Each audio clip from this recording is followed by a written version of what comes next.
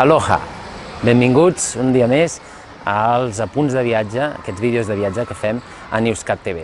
Avui anem aquí, a Hawaii. Per què? Doncs perquè són unes illes interessantíssimes. De fet, quan jo hi vaig anar una mica amb el concepte de que hi trobaria únicament platja i palmeres. I realment, quan vas allà, te n'adones que és una cosa molt diferent, no?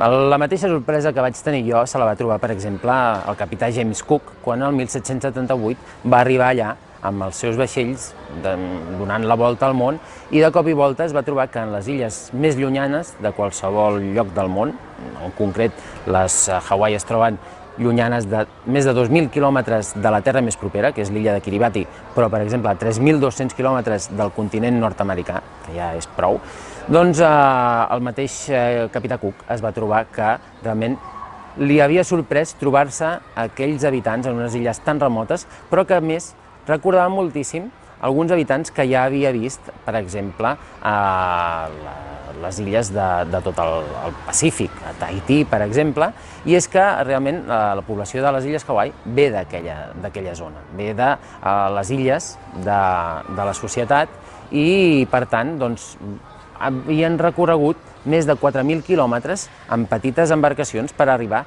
fins allà dalt. Això significa que són, com a polinesis, el poble viatger més important de tota la història. Han fet viatges increïbles que ens han pogut portar tota la cultura polinèsica aquí a Hawaii. En concret, ells tenen algunes aplicacions específiques, com per exemple tot el que és les castes diferents que existien a Hawaii quan Cook va arribar. Actualment ja no és així, però descobrirem també moltes altres coses sorprenents de les illes. Són 8 illes, totes elles formades, alineades al llarg d'una línia, que ens recorda que estan creades, aquestes illes, a través del que se'n diu en geologia un hotspot. És un punt de lava calenta que queda soterrat en el que és l'escorça terrestre i, mica en mica, va deixant anar lava que encara avui en dia està fent que les illes creixin.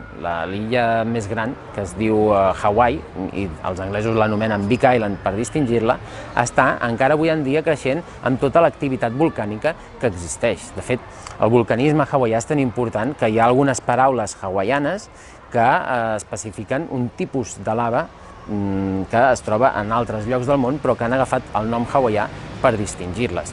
Altres coses que trobarem, és evident, la dansa hawaiana, aquest hula que a tothom en sona i que ve normalment acompanyat de música.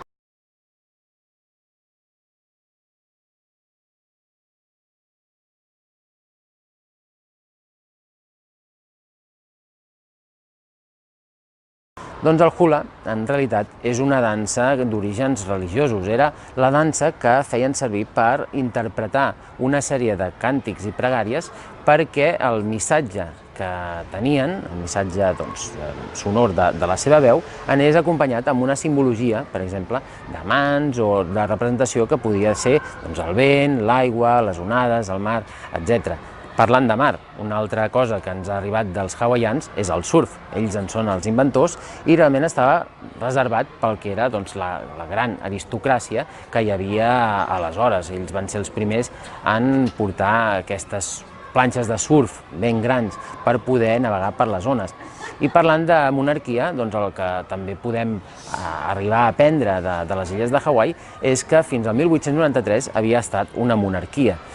Els americans, amb els interessos comercials que hi havia derivats de la canya de sucre, van derrocar la reina que hi havia aleshores, una descendent de la famosa dinastia dels Kamehameha, i a partir d'aleshores va passar per diferents estadis, des de república fins a territori, fins a esdevenir el que va arribar a ser el 59è estat dels Estats Units, que, per tant, no està pròpiament en el continent i és una mica el més especial de tots ells. No és ni Amèrica, és el Pacífic i, per tant, són polinesis els que hi viuen.